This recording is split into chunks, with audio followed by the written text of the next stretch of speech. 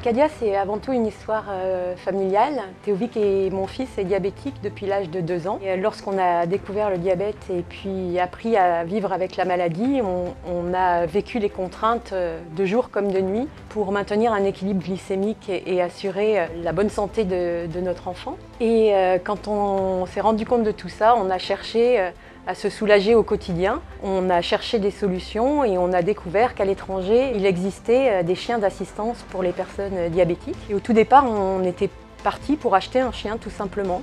Et puis on s'est dit, plutôt que de notre besoin personnel, le garder personnel, on s'est dit qu'on allait le faire pour d'autres personnes et le mettre au service du collectif. Et dans cette démarche, on s'est lancé dans une grande aventure en recherchant des formateurs pour, premièrement, former des éducateurs en France de chiens d'assistance.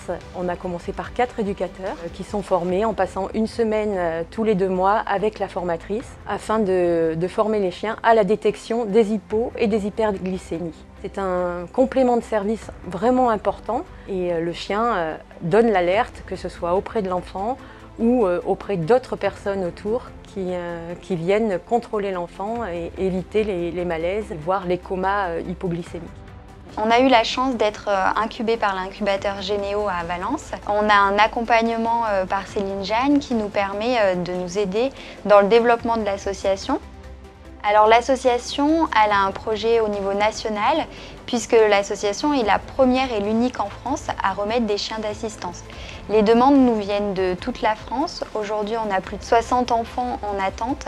L'objectif, il est de répondre à ces demandes en augmentant petit à petit le nombre de chiens qu'on va former et aussi en formalisant un centre d'éducation dans la Drôme où nos éducateurs, qui trouveront ainsi un emploi, pourront venir se regrouper et former les chiens.